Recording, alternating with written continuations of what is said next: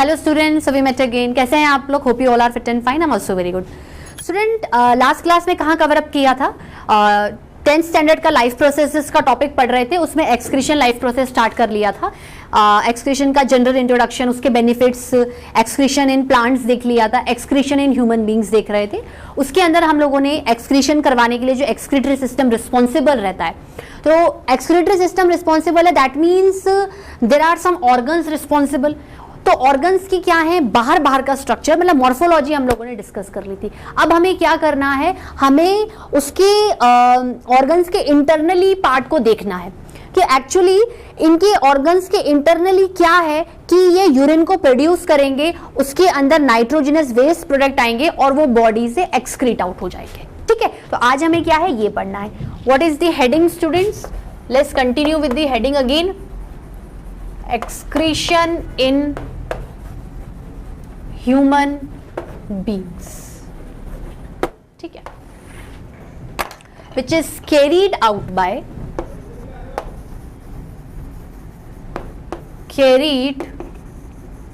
which is carried out by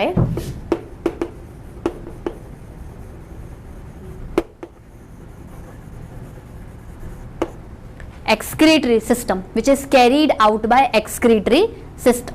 ठीक है students, अब हम लोगों ने एक्सक्रीटरी सिस्टम में पार्ट्स पढ़ लिए, pair of kidneys, pair of ureter, urinary bladder and urethral pool.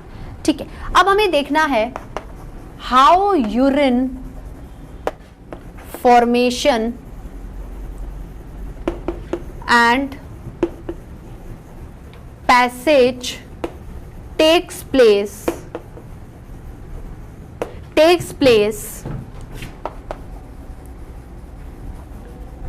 through the excretory system। That means जो इस सिस्टम के ऑर्गन्स हैं वही रिस्पॉन्सिबल है फॉर्मेशन के और वही रिस्पॉन्सिबल है पैसेज के। देखो, यूरिन का फॉर्मेशन, एक्चुअली यूरिन का फॉर्मेशन बोल रही हूं, पैसेज नहीं बोल रही हूं। यूरिन का फॉर्मेशन एक्चुअली जो सबसे नंबर 1 ऑर्गन आता है एक्सक्रीटरी सिस्टम का, that is pair of kidneys, उसके अंदर होता है। उसके अंदर भी शायद कोई structural and functional unit responsible होती है, उसके कारण यूरिन का फॉर्मेशन होता है। किडनीज के अंदर स्ट्रक्चरल एंड फंक्शनल यूनिट होती है जिसको बोलते हैं नेफ्रॉन। जिसको क्या बोलते हैं स्टूडेंट्स? नेफ्रॉन। इस नेफ्रॉन में यूरिन का फॉर्मेशन होता है, कलेक्टिवली नेफ्रॉन यूरिन बनाते हैं। ऐसा कहा जाता है कि एक किडनी के अंदर 1 मिलियन नेफ्रॉन्स होते हैं। एक किडनी में, हमारे पास अपनी एक किडनी में 1 मिलियन नेफ्रॉन्स हैं, तो 2 किडनी में लमसम कितने हुए? 2 से 2.5 मिलियन नेफ्रॉन्स। इन सारे नेफ्रॉन में, एक नेफ्रॉन में यूरिन बनी, दूसरे नेफ्रॉन में यूरिन बनी, तीसरे नेफ्रॉन में यूरिन बनी, कलेक्टिवली एक किडनी ने यूरिन का फॉर्मेशन कर लिया, दूसरी किडनी ने यूरिन का फॉर्मेशन कर लिया, देन यूरिन बन गई। अब वो यूरिन क्या होगी? ये तो बन गई। अब पैसेज कैसा होगा? यूरिन हाइलम के थ्रू जो यूरेटर्स निकलते हैं, यूरिन क्या है, यूरेटर्स में एंटर करती है, यूरिनरी ब्लैडर में आती है। यूरिनरी ब्लैडर में आप अपने यूरिन को क्या करते हो? स्टोर करके रखते हो। उस टाइम पे मैंने आपको नहीं बताया था क्योंकि फंक्शन से रिलेटेड बात आई थी, मैं आपको वहां पर सिर्फ मॉर्फोलॉजी पढ़ा रही थी। यूरिनरी ब्लैडर आपके यूरिन को स्टोर करके रखेगा, और जब बहुत ज्यादा यूरिन स्टोर हो जाएगा और आपको प्रेशर फील होगा, मसल्स क्या होंगी? मूवमेंट स्टार्ट करेंगी। मूवमेंट स्टार्ट करेंगी तो आपको क्या फील होगा कि I want to pass the urine, I want to excrete the urine. ठीक है, तो आप क्या करोगे? यूरिथ्रल पोर से एक्सक्रीशन करोगे। अगर आपको यूरिनरी ब्लैडर से यूरिन को पास करना है तो मसल्स को खुलना पड़ेगा, रिलैक्स। ठीक है, मसल्स क्या होंगी? रिलैक्स होगी। यूरिन यूरिथ्रल पोर में चली गई, पोर की मसल्स रिलैक्स हो गई, पोर की मसल्स रिलैक्स हो गई, यूरिन पास हो गई।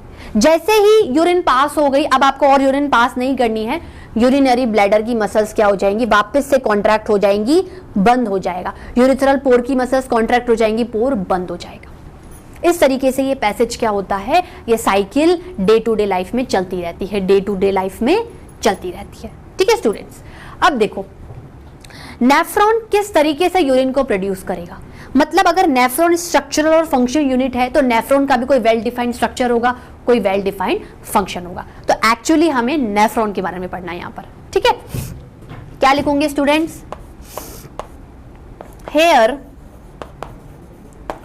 इन kidney,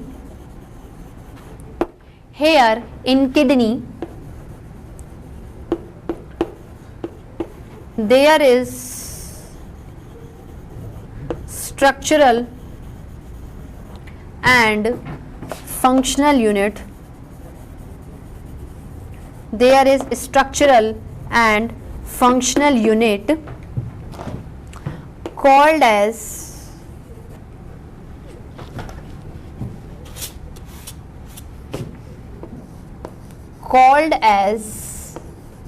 nephron, called as nephron।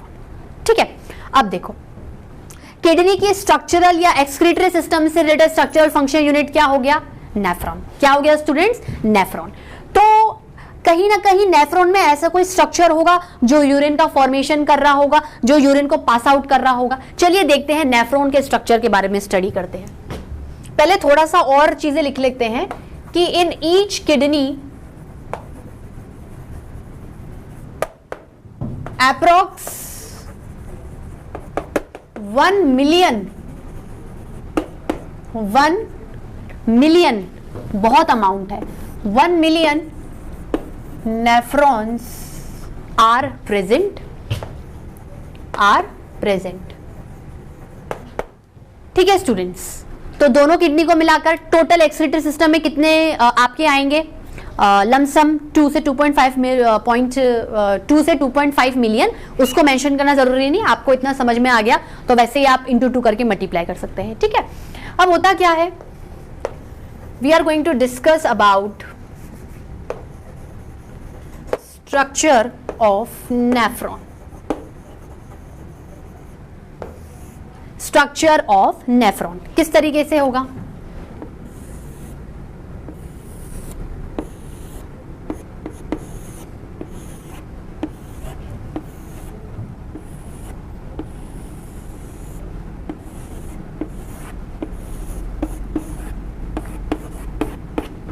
इस तरीके से कुछ आपके नेफ्रॉन का स्ट्रक्चर होता है। ये रिस्पॉन्सिबल है यूरिन की फॉर्मेशन में, यूरिन के पैसेज में और उसे आगे वाले ऑर्गन्स में ट्रांसपोर्ट करने के लिए। ठीक है, अब देखो आपको थोड़ा सा और इसको बनाती हूं, फिर मैं आपको समझाऊंगी। ठीक है,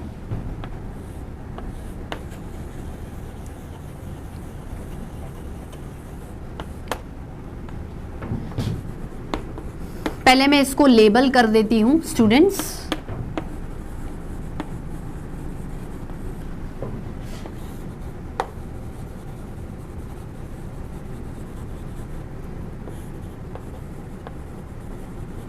This is your renal artery which divide to form capillaries,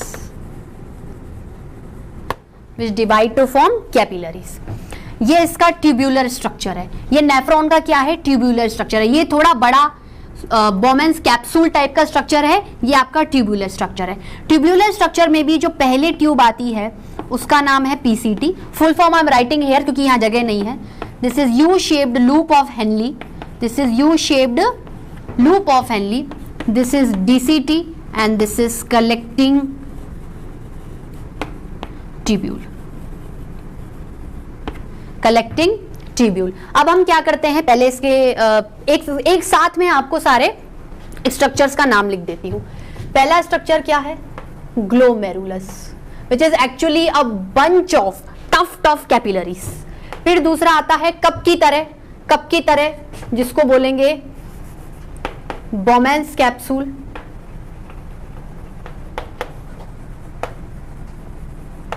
जिसको क्या बोलेंगे? बोमेंस कैप्सूल। ये दोनों मिलाकर नेफ्रॉन का क्या है? बिल्कुल आगे का इनिशियल पोर्शन बनाते हैं, थोड़ा सा बड़ा सॉलिड पोर्शन टाइप का बना लेते हैं। मतलब it is actually non tubular portion. ये तो दूसरा पोर्शन जो यहां से स्टार्ट हो रहा है वो क्या है? लंबा लंबा ट्यूब्यूल्स की फॉर्म में है, लंबा ट्यूब्यूल्स की फॉर्म में है। तो ये दोनों क्या है? ये दोनों नॉन ट्यूब्यूलर पोर्शन है। ये दोनों क्या है? नॉन ट्यूब्यूलर पोर्शन है। ठीक है स्टूडेंट्स, फिर क्या आता है? फिर आपका आता है ट्यूब्यूलर पोर्शन। अब मैं क्या है ट्यूब्यूलर पोर्शन से बताऊंगी। ट्यूब्यूलर पोर्शन में क्या आएगा? पहला ट्यूब्यूल का नाम होता है पीसीटी, प्रॉक्सिमल मतलब जो करीब है, किसके करीब है, जो बिल्कुल बोमेंस कैप्सूल और ग्लोमेरुलस के करीब है। प्रॉक्सिमल मतलब proximity, closeness. Proximal convoluted tubules, proximal convoluted tubules. फिर आता है ये जो ट्यूब है ये यू की तरह घूम जाती है, यू की तरह घूम जाती है, तो लूप ऑफ हेनली।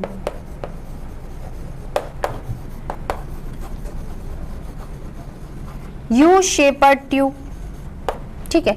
और तीसरी है डीसीटी। डीसीटी मतलब डिस्टल कॉन्व्यूलेटेड ट्यूब्यूल। डिस्टल मतलब दूरी पर, D for distal, D for दूरी।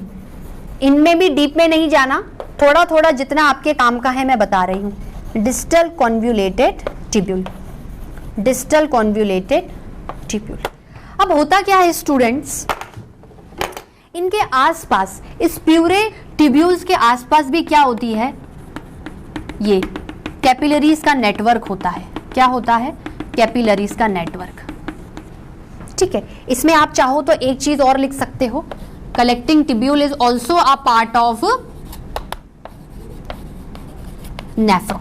मतलब नेफ्रॉन के कितने पार्ट हो गए, ये जो आपको याद है कुछ ऐसे गुच्छा सा नजर आ रहा है, इसको आप बोलोगे ग्लोमेरुलस।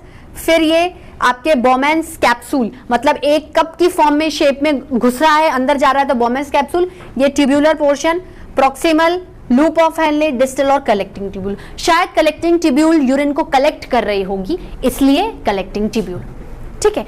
अब देखो, अब मैं आपको क्या है मोटा मोटा बता देती हूं लिखने से पहले कि एक्चुअली यूरिन का फॉर्मेशन कैसे होता है। देखो, आपकी बॉडी में यहां पर एक टफ्ट ऑफ कैपिलरीज बन रही है, मतलब जो नेफ्रॉन का इनिशियल पोर्शन है वो किससे स्टार्ट हो रहा है, वो शायद कैपिलरीज के गुच्छों से स्टार्ट हो रहा है, टफ्ट से स्टार्ट हो रहा है। तो the tuft of capillaries is known as glomerulus.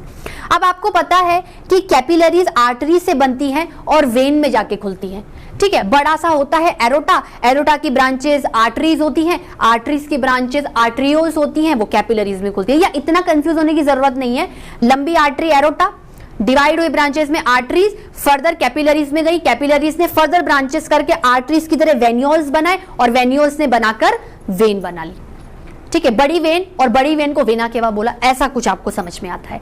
तो renal artery, renal artery body में, अभी इसके बारे में बहुत ज्यादा डीप में डिस्कशन नहीं करेंगे। रीनल आर्टरी जहां से भी आ रही है, आर्टरी क्या लाती है, आर्टरी लाती है ऑक्सीजनेटेड ब्लड।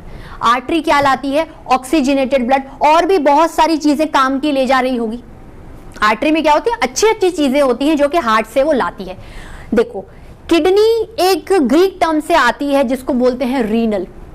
किडनी एक ग्रीक टर्म से डिराइव हुआ है वर्ड जिसका मतलब होता है रीनल। जिस तरीके लंग्स का पल्मो, तो उसी तरीके से किडनी का रीनल, तो रीनल आर्टरी से रिलेटेड बात होगी, ठीक है। रीनल आर्टरी, देखो मैंने क्या बोला था कि आर्टरी जिस भी ऑर्गन को देगी, जैसे पल्मोनरी आर्टरी लंग्स की तरफ जा रही थी तो लंग्स पल्मो था, तो वो जिस ऑर्गन की तरफ गई उसका नाम उसने अटेंड कर लिया, तो पल्मोनरी आर्टरी।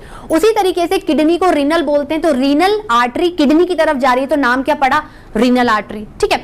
तो ये रीनल आर्टरी है, ये हार्ट से क्या ला रही है, अच्छे प्रोडक्ट ला रही होगी, ये ऑक्सीजनेटेड ब्लड ला रही होगी। ये आर्टरी क्या करती है, फर्दर ब्रांचेस में फाइन फाइन ट्यूब्यूल्स में डिवाइड हो जाती है और मैशवर्क बना लेती है, एक नेटवर्क बना लेती है, जिसको नेटवर्क या टफ्ट ऑफ कैपिलरीज बोलते हैं, और पर्टिकुलरली उसको बोलते हैं ग्लोमेरुलस। क्या बोलते हैं, ग्लोमेरुलस, ठीक है students.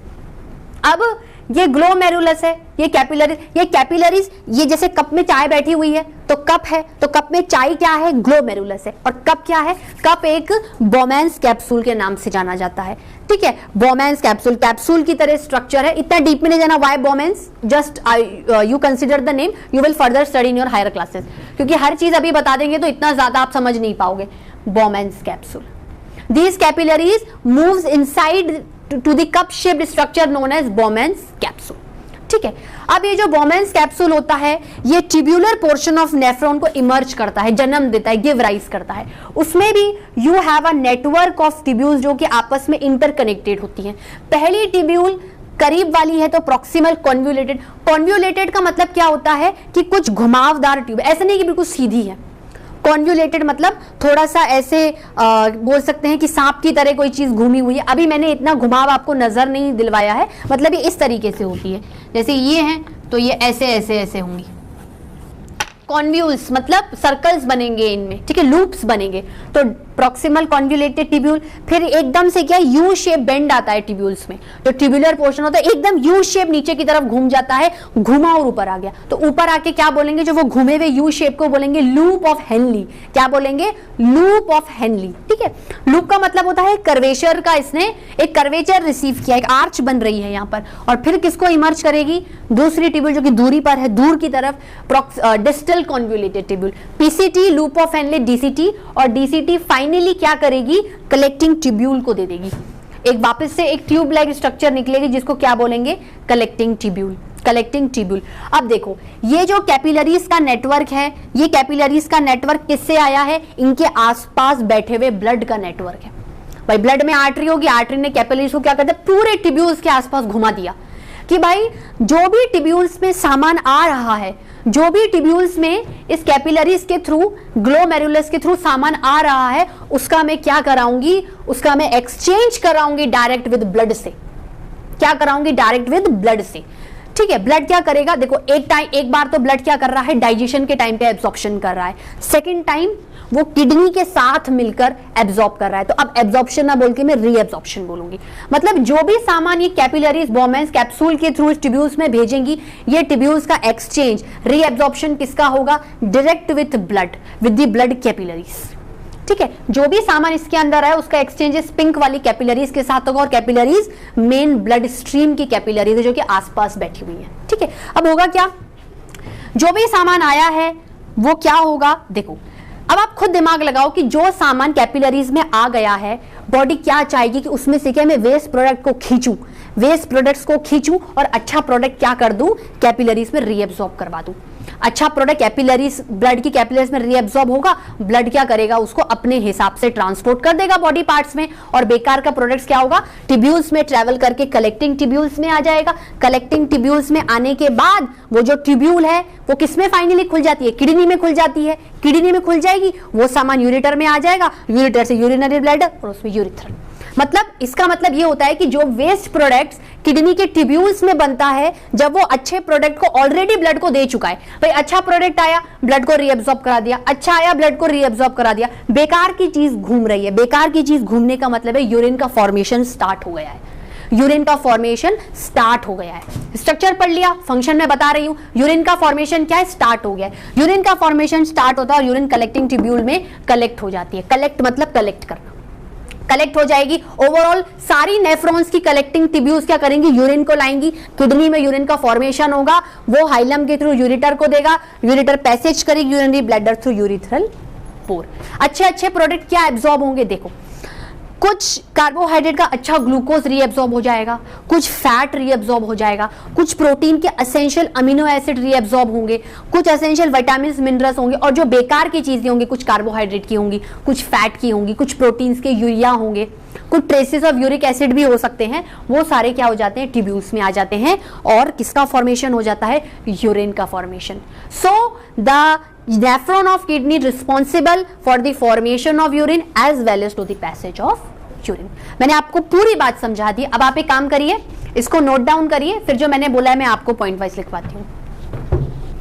So students, have you noted down? चलिए अब मैंने जो लिखाया है उसके बारे में अपन डिस्कस करते हैं। जो बताया है उसको लिखाती हूं, तो क्या होगा, ये जो पार्ट्स हैं नेफ्रॉन के, ये भी कलेक्टिवली क्या हो जाएंगे, लिखने में आ जाएंगे। चलिए जो जो बताया है पॉइंट वाइज लिखते हैं, और चैप्टर का क्या करते हैं, आज फाइनली दी एंड करते हैं, ठीक है। क्या है, देखो नेफ्रॉन कंपोज्ड ऑफ, इनिशियली जो चीज है उसको लिखा रही हूं, nephron composed of tuft of capillaries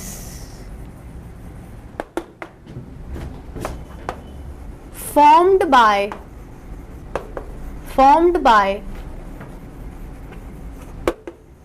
branching of renal artery।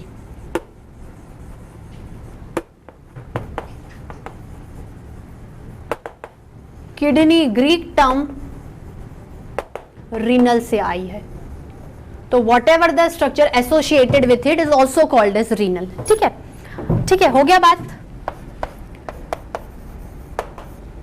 This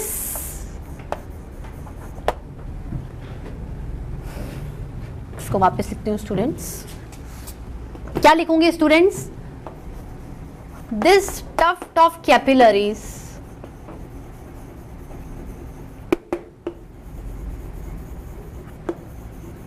called as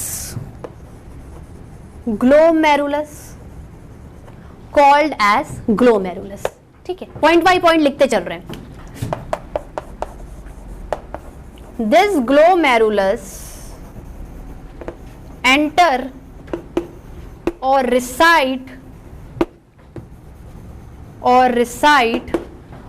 मतलब बैठे हुए रहते हैं, एंटर और reside inside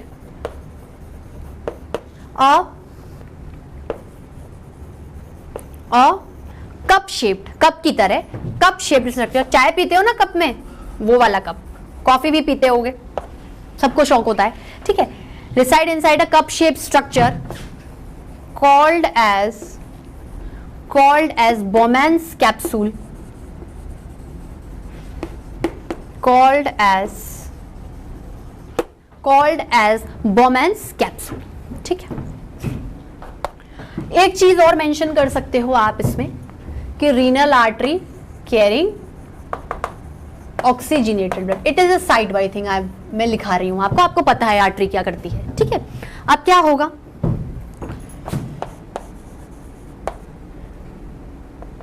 This glomerulus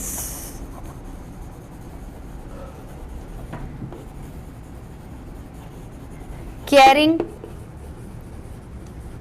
products transferred, किसमें ट्रांसफर कर देगा? पॉइंट बाय पॉइंट आप समझते जाओ, लिखते चलो। This glomerulus carrying product transferred into Bowman's capsule, into Bowman's capsule। ठीक है, फिर यहां आ जाएगा this capsule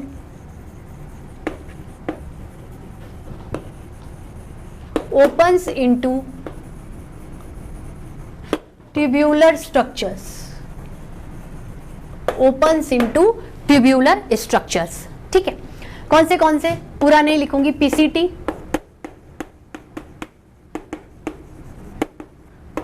loop of Henley,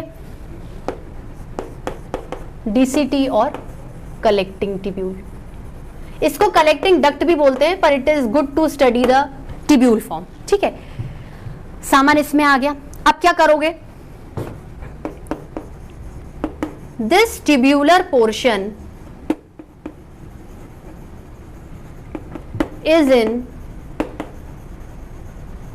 in direct contact with the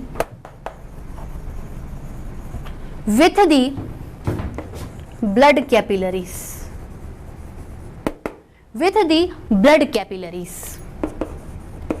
with whom, जिसके साथ ये क्या करेंगे? with whom,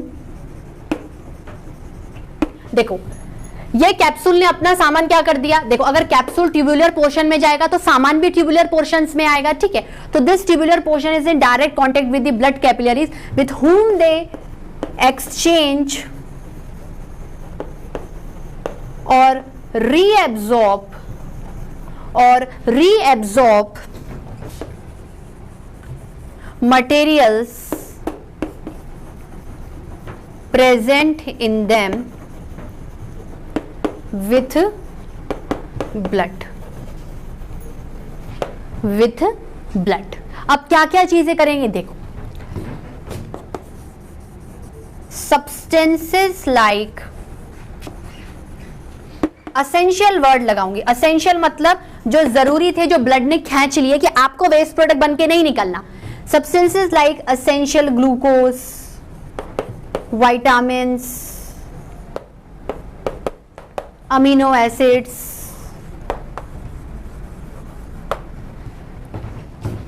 get reabsorbed,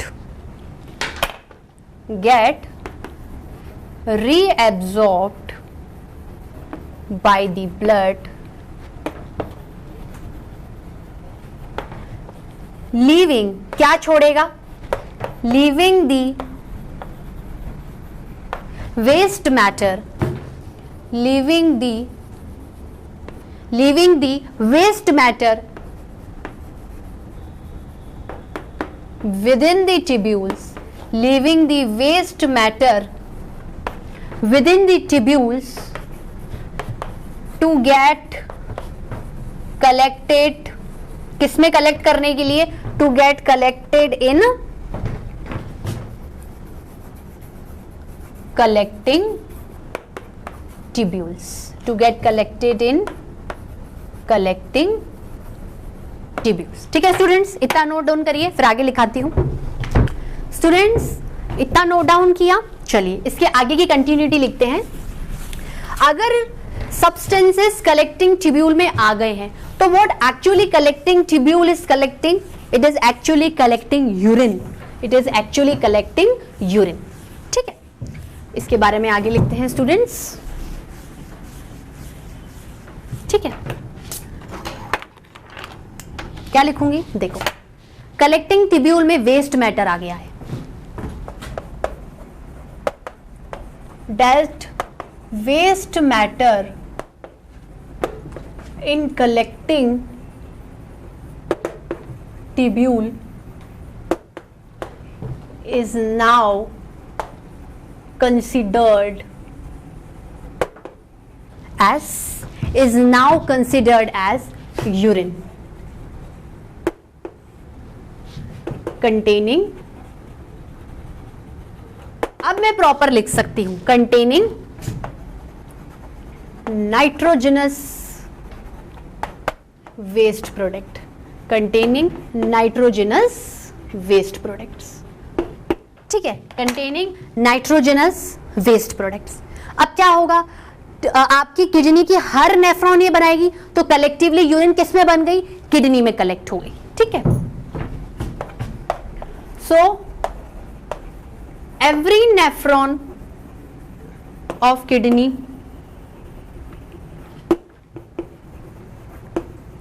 every nephron of this kidney perform this procedure, hence urine kidney में बन जाएगी और कलेक्ट हो जाएगी. hence urine forms and collect in kidneys. ठीक है, अब क्या होगा? Kidney passes urine to ureters, ureter में आ गई. from ureters it get collected and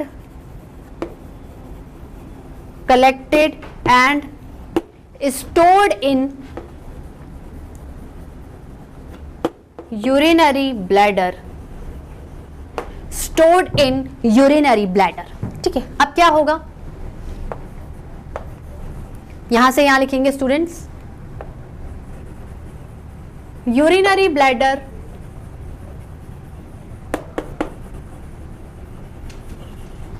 through muscular movements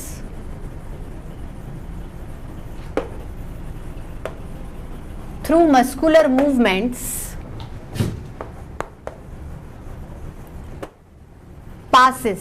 ठीक है, यहां तक का लिंक है, फिर इधर लिंक आएगा. passes urine into urethra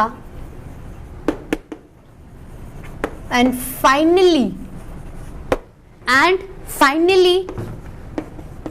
passes to outside. ठीक है स्टूडेंट्स, इसी के साथ आपका ये टॉपिक खत्म होता है और आपके इस टॉपिक खत्म होने के साथ आपका जो चैप्टर है लाइफ प्रोसेसेस, जो कि बहुत बड़ा था और बहुत टाइम से चल रहा था, वो क्या है आज कवर अप हो जाता है, कवर अप हो गया. तो 10th में हम लोगों ने आर एनवायरमेंट स्टार्ट कर लिया था, पूरी तरीके से सब कुछ पढ़ लिया था, उसकी पावर बूस्टर क्लास भी स्टडी कर ली थी। आज ये जो टॉपिक है लाइफ प्रोसेस वाला, ये कंप्लीट हो गया है। न्यूट्रिशन पढ़ लिया, रेस्पिरेशन पढ़ लिया, ट्रांसपोर्टेशन पढ़ लिया, एक्सक्रीशन पढ़ लिया, पूरी तरीके से टॉपिक क्या होता है, फिनिश होता है। ठीक है, इफ पॉसिबल स्टूडेंट्स, मुझे लगा तो मैं आपको पावर बूस्टर क्लास नेक्स्ट आने वाले लेक्चर में ही कवर अप करवा दूंगी, वरना 1 या 2 दिन में आई विल कंप्लीट। तो आपको क्या है, अगर 2 दिन बाद पढ़ोगे तो फटाफट ही रिवाइज हो जाएगा, ब्रशअप हो जाएगा, पॉलिश हो जाएगा। ठीक है, इसको घर जाके सारे प्रोसेस को स्टूडेंट्स ध्यान से पढ़िए। कोई दिक्कत आती है आप मुझसे बिंदास पूछिए, कोई डरने वाली बात नहीं है। ठीक है, ये आपका होता है। कल जब मिलेंगे, कल के लेक्चर में या तो पावर बूस्टर क्लास होगी, और अगर पावर बूस्टर नहीं होती है इसकी, तो अपन एक नया चैप्टर स्टार्ट करेंगे। उस चैप्टर का नाम होगा हाउ डू ऑर्गेनिजम्स रिप्रोड्यूस। मतलब ले देके हम एक और चैप्टर के जरिए एक दूसरा लाइफ प्रोसेस पढ़ेंगे जो बॉडी में होता है, जो कि रिप्रोडक्शन कहलाता है। क्या कहलाता है? रिप्रोडक्शन। ठीक है स्टूडेंट्स, लाइफ प्रोसेस वाला चैप्टर में आज खत्म करती हूं, अगले लेक्चर में मिलेंगे। Till then bye bye.